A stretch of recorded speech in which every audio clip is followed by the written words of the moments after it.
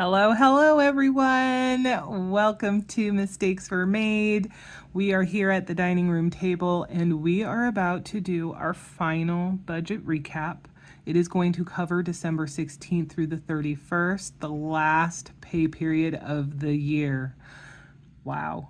This year has gone by in a blink of an eye. I mean, certainly there were days that felt like they kind of stretched on forever, but overall, it is bizarre to me that a new year has dawned already, that we are looking at January. It's just, I don't know. I can't believe it. But we are going to take a look and see what did December, the last pay period in December at that, have in store for us. Were we able to stick to our budget? Did we have some budget busters come in? We know that we've been dealing with quite a few of those with the pet issues. Let's take a look. So we're gonna zoom right on in. All right, so as far as income is concerned, we didn't really have too much difference. Pay stayed the same. So 1908.91, 2443.16 as well. 206.28 was rolled over for the health care. I did have a very small increase from the Etsy. We ended up with $6.27 for that. And then the buffer rollover, that of course did stay the same at $200.26. I'm writing on a bit of a slant. It's kind of wacky over here, so sorry about all the shuffling and ruffling. Okay, so we have 1908.91, which you guys still can't see. Let's move that over, Great. Plus the 2443.16, 206.28, plus 627, plus $200.26 for a total of $4,764.88. Our mortgage payment came out as normal at $875. We paid the total healthcare bill of $412.56. We already knew what pretty much all of our costs were going to be for our standard costs. So electric bill $149.22, gas bill $89.25. We do not pay the water bill during this month. The internet cost was $101, and of course our phone bill was $90.12. So since there's no changes, I better, just to be on the safe side, add it up. I was gonna try and be lazy. But my brain wouldn't allow me. All right, so now we have 101 plus 90.12. Okay, that puts us at, see, I could have just written down what I had added up before, but no, I had to be stubborn. 1717.15, we will subtract the 4764.88 from that, which gives us $3,047.73. All right, so then we have $25 that came out for our standard emergency fund payment. Oh, you know what? When we did the budget with me, we didn't fill in some of this stuff. Anyway, buffer rollover is still going to be $200 for now, so $225. We will come back to whatever extra savings we might be doing in these arenas once we are done. So then we have this, and we can add our $225, which puts us at $2,822.73. For once. In a little while, we had no changes, nothing different. between what we budgeted for our cash envelopes and the categories that they cover, and what we actually ended up spending, or at least needing to cover. Just because we fund doesn't necessarily mean that there's going to be costs that come out during the pay period.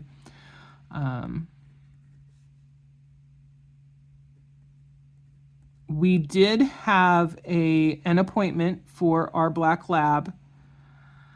I think I may have mentioned that in a different video, because I mentioned that she does have like arthritis and stuff. However, the cost was fully covered by how much money we had in there. Thank goodness we had done some extra stuffing, so there was no need for us to note some kind of overage. So that was a lovely change for once. Hopefully going forward, we will be in similar situations, because we have decided to increase how much we are allocating to pets. All right, so $560 is the total, because we didn't have any changes. I'm going to just trust myself from last time this go around. So we'll subtract or add the $560. And so that brings us down to $2,262.73. And we're just going to write that down again, because we don't do anything with this section as far as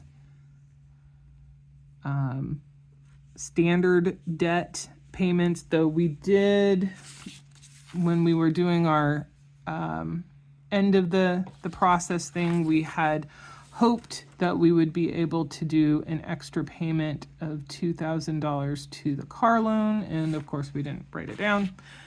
I don't know where my brain was at the time. We do have my $30, which there was no change for that, which drops us down to $2,232.73.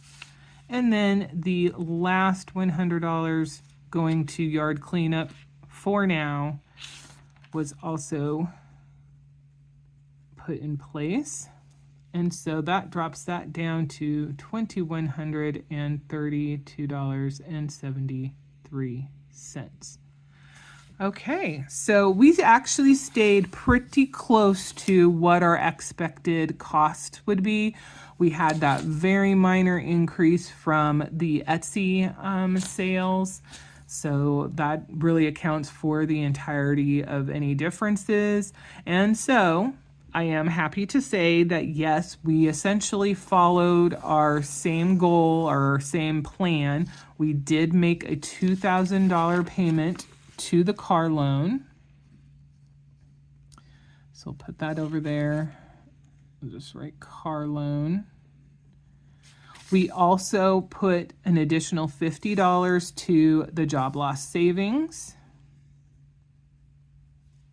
We put an extra $50 into the pet fund. So this ended up being, what is that, $210 at the end of the day.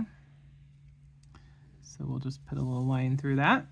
And where we were going to do $26 to the emergency fund, because we did have that little bit extra, it actually ended up being $32. So we added $32 here.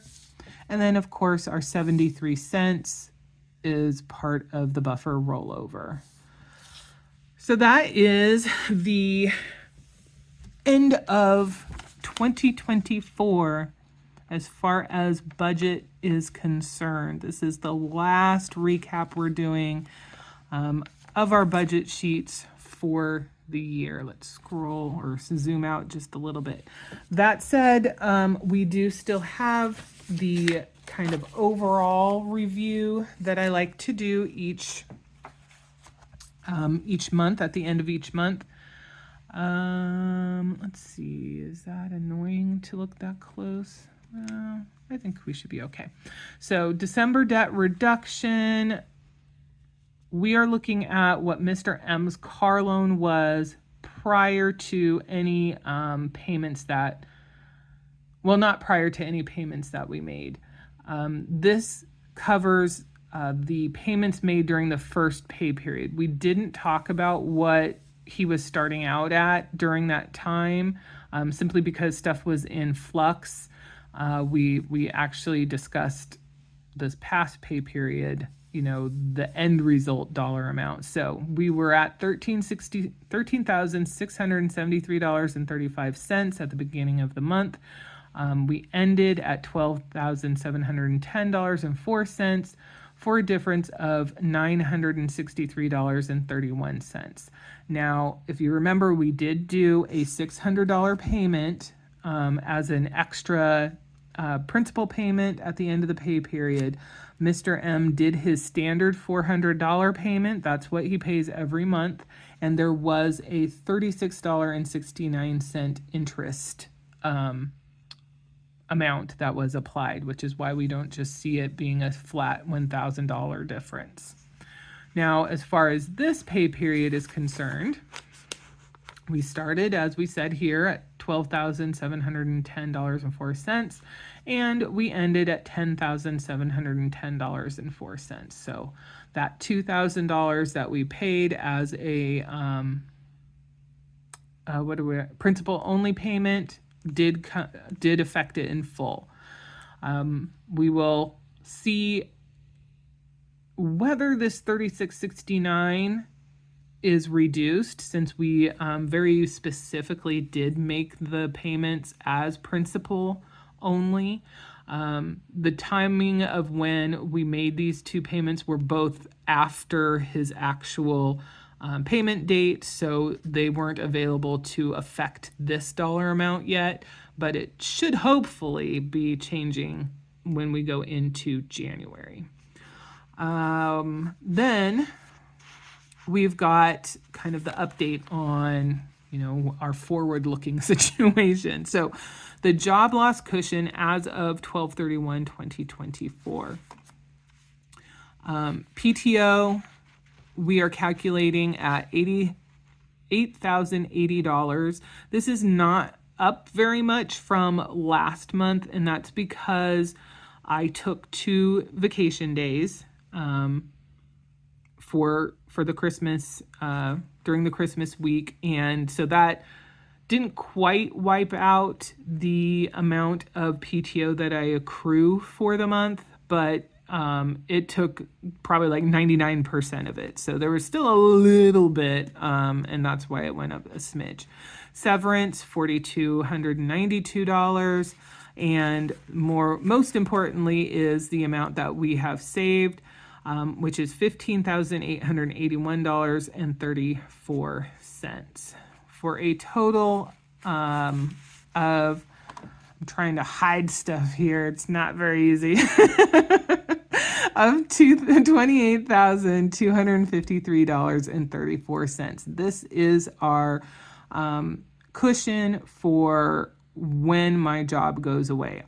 Not all of this obviously is in the bank and in our hands at this time. Part of it is virtual for now until I actually lose my job. So what does that mean? For current income replacement, which I would need to contribute $2,200 for our budget to work based on what Mr. M brings in, we have coverage for approximately 12.8 months. I don't think I did. Yeah, I think previously I had done one where if we took the amount that we have in our budget that was specifically in place to cover debt out, what that would look like. But because in January, going into January, we are actually eating into that kind of buffer space because of the healthcare costs and the increased costs for our cash envelopes. I've decided to not really calculate that, simply because that dollar amount, that $12.25, is no longer intact. It's making up the budget, of course. The budget is still $5,900, but we don't have $1,225 essentially kind of floating around waiting for something to use it up. We have used up part of it. The emergency fund, I am happy to say, is at $1,382.88. We did receive money for Christmas, which brought our emergency fund back full for the time period that we are in. So essentially we are made whole, and then of course we were able to add that additional $32 onto there. If you saw our budget with me for January, the hope is, of course, that we will be able to continue to add little bits and bobs to the emergency fund to make that start getting bigger a little bit more quickly. But it is not it's not something that we have as a must fund with any extra monies that we have. There are a number of things that we would actually like to be funding. And so I don't know if we are going to kind of put them on a rotation or what. That's still a little bit up in the air. But that's where we are as far as if I were to have lost my job at the end of December. These would be the numbers that we are working with. Thank goodness I am working in January. I don't know how soon I'll know about February. I know that there's supposed to be some kind of board meeting towards the beginning of January. I want to say in the first couple of weeks. I know that there's at least one court hearing. I want to say in the first half of the month as well. I don't know if that's going to have any bearing on the brewing situation that I've kind of been very vague about. But I guess I would like to assume that at least by mid-January, we'll know one way or another whether we'll be working in February. That's kind of been the timing that we have been provided in the past. But obviously, that can't be guaranteed. It may we may not know until, the last week of January. I really hope that we'll get at least 2 weeks notice, but life is what it is, and you work with what you got as best as you can. So,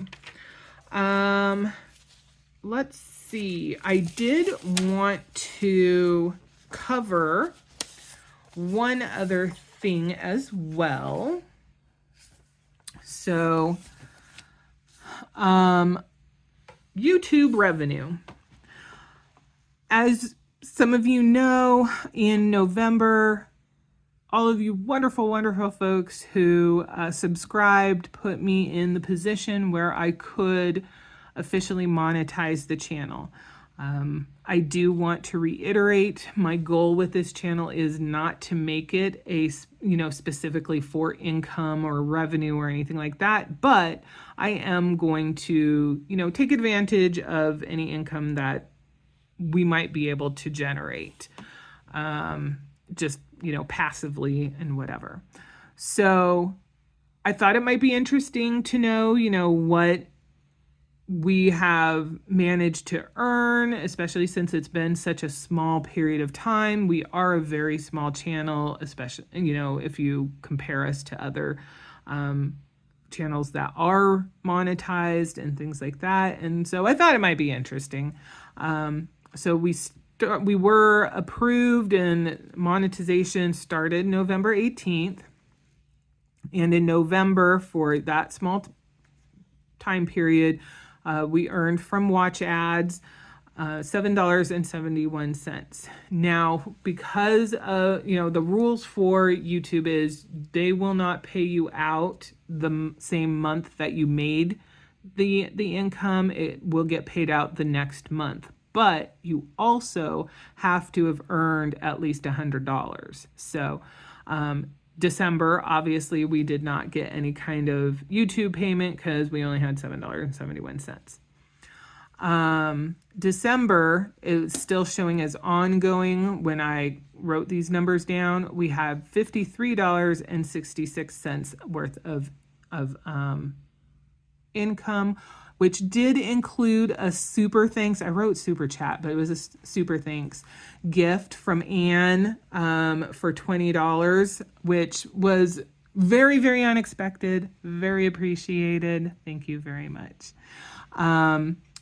What was interesting, and I don't know if people knew this, was of that $20, we actually received $14 of it because I almost said Etsy. YouTube does take its cut. And you know what? I am very grateful for any of the income that we are getting from this process. We currently have 1,044 subscribers, and based on looking at our data and doing it for lifetime, this is very slippery. They have advised that our revenue per every 1,000 views is 84 cents roughly. So that's not a lot, as you can see. If I get 1,000 actual countable views, then I get 84 cents. So we would need to have significant numbers of views to, be rolling in the dough and stuff like that. But like I said, that's really not the point of the channel. It's not something that we're actively trying to, adjust how we do things or change our presentation or anything like that. So it is what it is. We're grateful for it. We appreciate the fact that there are folks out there who not only watch the channel, but also do watch the ads, or at least let the ads run. And so thank you very much. Any income that we get from this is a 1,000% because of you guys.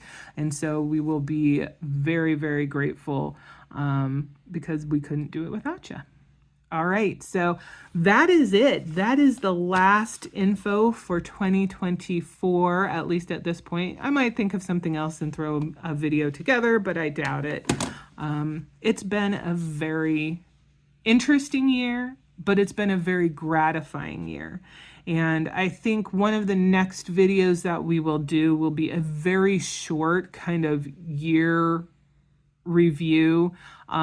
We just did a 1-year review from October to October. So we're not going to get into super depth about anything. We're kind of mostly going to look at in January 2024, this is what our numbers look like. And now in January of 2025, this is what our numbers look like. So something like that. I don't expect it'll be a very long video, but of course I say that, and you guys all know what kind of a rambler I am. So we will just have to see how that goes. But on that note, again, I want to thank you guys so much for your continued support, the encouragement, the suggestions that people have provided, ideas, all of those things. They have been very, very helpful and very, very welcomed. And I really, really do appreciate you and you spending your time with us. So thank you. If you do have feedback, suggestions, or questions, please note those down below. And I hope we'll see you in the next one. Bye for now.